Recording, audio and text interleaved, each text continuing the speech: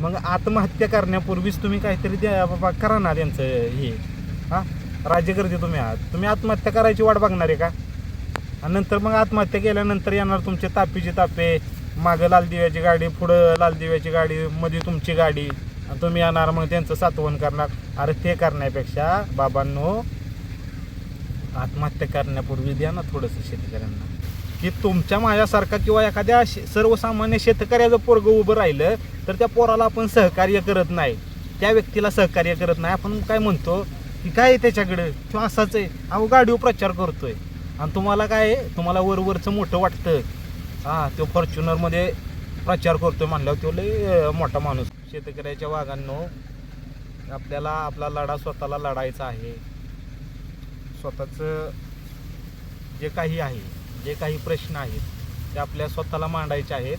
त्याच्यामुळं आता इथून पुढं कोणत्याही नेत्यावर विश्वास ठेवू नका बरं का.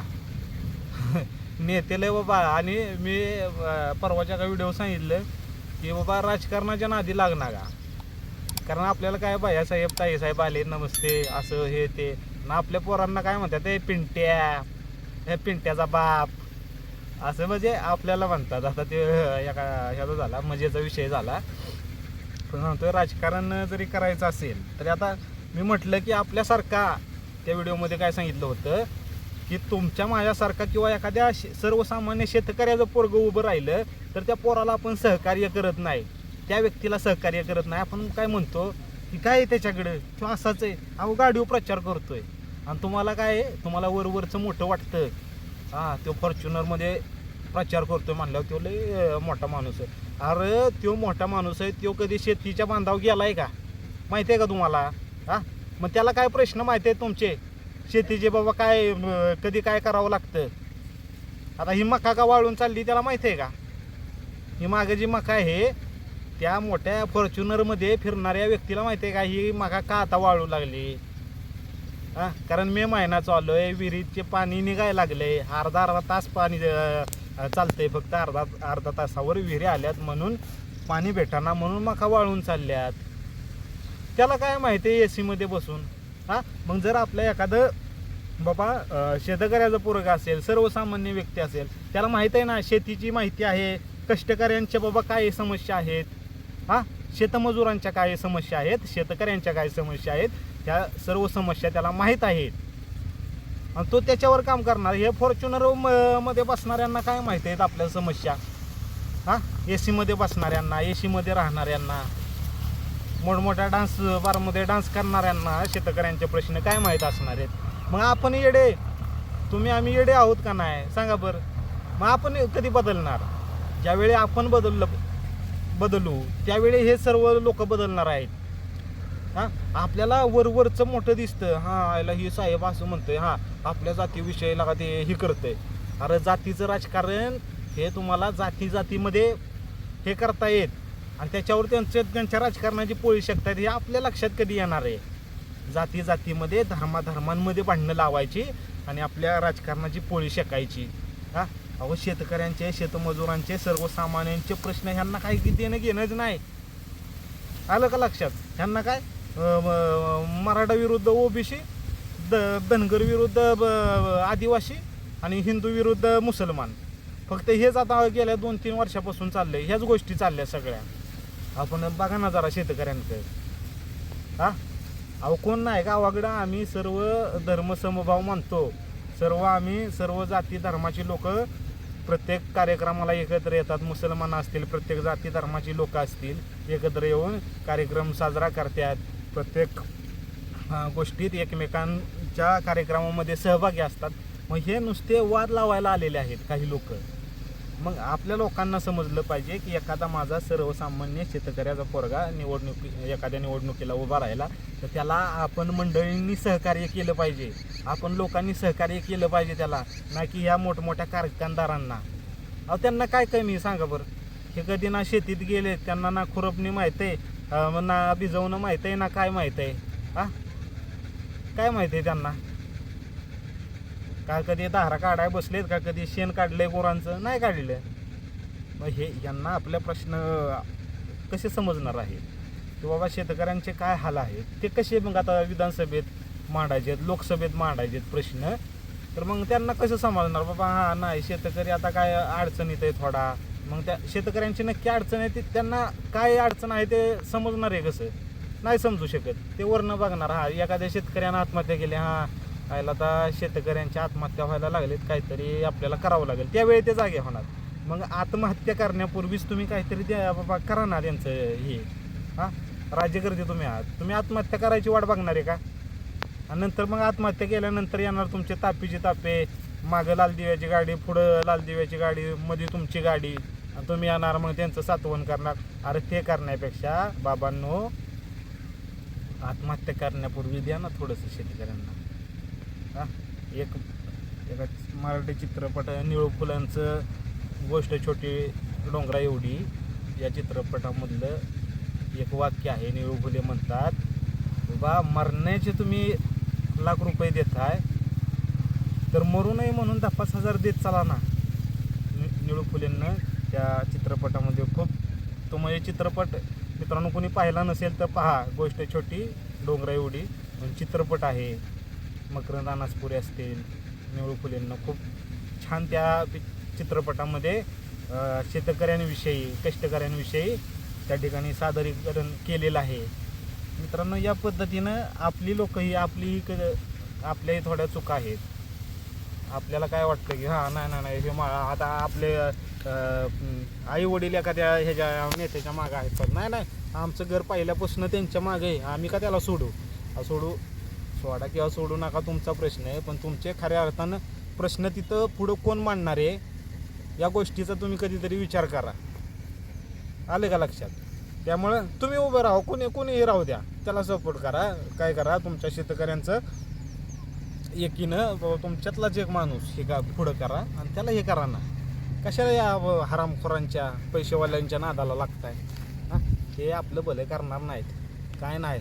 नुसते अनेक लोक येतील म्हणतील आम्ही पाणीदार आहे, असं केलं, आम्ही पाणी आणलं, पाणी आता मे महिना चालू आहे, अर्ध्या एक तासा विहिरी आले त्या, कुठे गेलं तुमचं पाणी? तुम्ही नेमकं पाणी पावसाळ्यात सोडताय, त्या पावसाळ्यात सोडल्यावर काय उपयोग आहे त्या पाण्याचा सांगा बरं? हां, नेमकं काय होतं आहे आमच्याकडं बरं का, नेमकं गणपतीच्या वेळेस पाणी सुटतं, कॅनोल वगैरे असेल का नाही गणपतीच्या वेळेस, मग त्यावेळी अरे काय गरज आहे का, तलाव भरलेले असते. तर खऱ्या अर्थानं पाण्याची गरज लोकांना कधी असते? एप्रिल मे महिन्यामध्ये खऱ्या अर्थानं जास्त प्रमाणात त्या ठिकाणी पाण्याचा तुटवडा येतो, लक्षात घ्या. मग ह्या लोकांना माहिती आहे का पाण्याचं? बाबा पाण्याची कमतरता फक्त मला माहिती आहे, आपल्या शेतकऱ्याला माहिती आहे की बाबा पाण्याचा तुटवडा निर्माण कधी होतो आपल्या शेतीसाठी, ही मार्च एप्रिल मे महिन्यामध्ये. मग त्यांना माहीतच नाही, मग ते वर कसे काय करणार आहेत?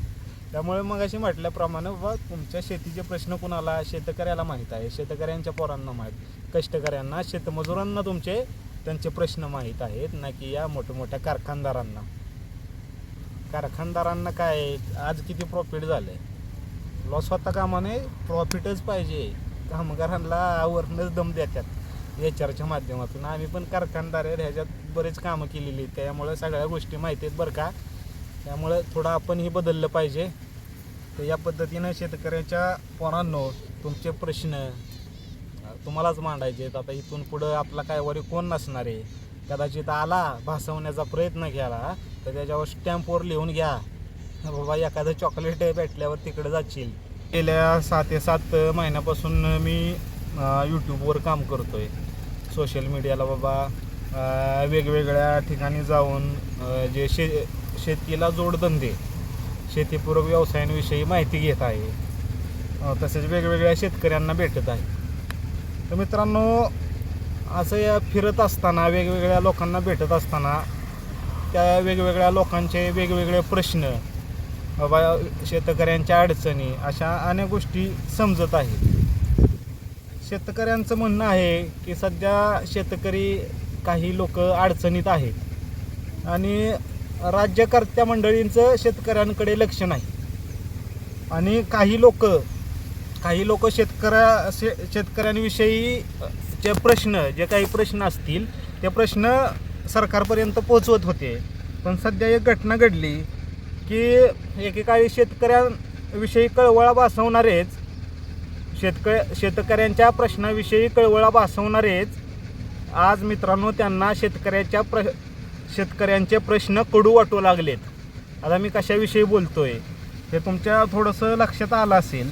तर मित्रांनो, या पद्धतीने शेतकरी आपण काही लोकांना डोक्यावर घेतो आणि तेच आपल्या डोक्यावर पुन्हा हे करतात. आलं का लक्षात?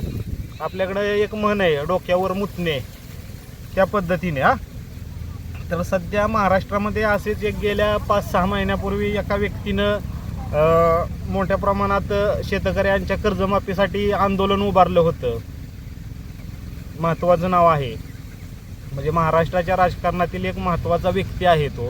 आणि त्या व्यक्तीनं बाबा शेतकऱ्यांच्या कर्जमाफीविषयी त्या ठिकाणी आंदोलन पेटवलं होतं. तर ते आंदोलन त्यावेळी आमचा रविराज साबळे म्हणला होता की मुंबईला गेले आणि चॉकलेट खाऊन आले. कदाचित त्यावेळी रविराज, मला ही चुकीचा वाटत होता की रविराजनं हे स्टेटमेंट करायला नव्हतं पाहिजे. तेव्हा ते लढत आहेत आपल्या शेतकऱ्यांविषयी, कष्टकऱ्यांविषयी, दिव्यांगांविषयी. त्यावेळी रविराज साबळेला माझा त्या ठिकाणी विरोध होता. फक्त ते जे काही स्टेटमेंट होतं रविराज साबळेचं, त्या स्टेटमेंटला माझाच नव्हे तर बऱ्याच शेतकऱ्यांच्या पोरांचा विरोध होता की नाही, तो माणूस असं करू शकत नाही. पण आज खऱ्या अर्थानं आपण 1-2 ते 3 दिवसापूर्वीच्या बातम्या वगैरे बघितल्या असतील तर तुम्हाला समजलं असेल. मी आता नाव घेणार नाही कोणाचं, कारण एकेकाळी शेतकऱ्यांचा कळवळा भासवणारे, शेतकऱ्यांच्या प्रश्नावरती आवाज उठवणाऱ्या लोकांनाच आज कदाचित शेतकऱ्यांचे प्रश्न कडू वाटू लागलेले आहेत. खऱ्या अर्थानं असे अनेक नेते तयार होतात शेतकऱ्यांच्या नावावरती, कष्टकऱ्यांच्या नावावरती, कधी एखाद्या जातीच्या नावावरती. आणि ते असे काही चॉकलेट भेटलं, आमच्या रविराजच्या भाषेत चॉकलेट भेटलं, ते पुन्हा सत्ते शेजारी निघून जातात. तर सध्या महाराष्ट्रामध्ये हे चालू आहे.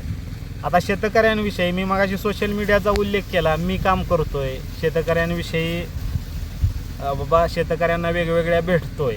आता सोशल मीडियाचा मुद्दा आला म्हणून तुम्हाला सांगतो. तर सध्या शेतकऱ्यांनो, तुमचा मुद्दा मांडायला, तुमचे प्रश्न मांडायला या महाराष्ट्रामध्ये कोणीही विरोधातही नाही आणि सत्तेतलाही कोणी तुमचे प्रश्न मांडणार नाही. मग तुमचे प्रश्न तुम्ही बाबा, तुमच्या काही अडचणी असतील त्या सरकारपर्यंत कशा पोचवायच्या? मित्रांनो, एक महत्त्वाचं साधन आहे सोशल मीडियाच्या माध्यमातून तुमचे जे काही प्रश्न असतील. मी मध्यंतरी पण एक व्हिडिओ बनवला होता विठ्ठल कांगणेंविषयी, की विठ्ठल कांगणे सरांचं एक इंस्टा ID अकाउंट सस्पेंड करण्यात आलेलं होतं. आणि ठीक आहे, एक इंस्टाग्राम अकाउंट सस्पेंड केलं म्हणून काय विठ्ठल कांगणे नावाचा व्यक्ती थांबला नाही. त्याच्यामुळं सोशल मीडियाच्या माध्यमातून आज हे असे नेते थोडंसं काही भेटलं की ते सत्तेला मिठी मारायला जातात. मग आपल्यासारख्या सर्वसामान्य लोकांनी, शेतकऱ्यांनी, कष्टकऱ्यांनी, शेतमजुरांनी त्यांचे प्रश्न कोणाकडे मांडायचे? म्हणून सोशल मीडिया हा एक तुम्हाला प्लॅटफॉर्म आहे की बाबांनो, तुम्ही या सोशल मीडियाच्या माध्यमातून तुमचे जे काही प्रश्न असतील, आता सत्तेत कोण आहे, विरोधात कोण आहे समजेना, सत्ताधारी शेतकऱ्यांकडे लक्ष देईनात आणि विरोधकांचा काय, विरोधक राहिलेतच किती आता पाहायला, सगळे सत्तेकडेच जायला लागलेत. सत्ता कोण म्हणतंय, सत्तेशिवाय पक्ष चालवणं कठीण आहे. अरे एवढ्या दिवस काय झक मारत होते का काय? अरे लोकांनीच तुम्हाला मोठं केलंय आणि तुम्ही लोकांशी कदाचित विश्वासघात करत असाल तर हे बरोबर आहे का? त्याच्यामुळं शेतकऱ्यांच्या पोरांना विनंती आहे की बाबांनो, तुमचा आता कोणीही वाली नाही, तुमचे प्रश्न तुम्हालाच मांडायचे आहेत. आणि एक लक्षात घ्या, तुमचे प्रश्न तुम्हालाच मांडायचे. त्याच्यामुळं सोशल मीडियाचा वापर करू शकता. मीही जवळपास 7-8 महिन्या आणि सोशल मीडियाच्या माध्यमातून तुम्ही प्रश्न मांडवू शकता आणि तुमचं त्या ठिकाणी सोशल मीडियामध्ये करिअरसुद्धा घडवू शकता.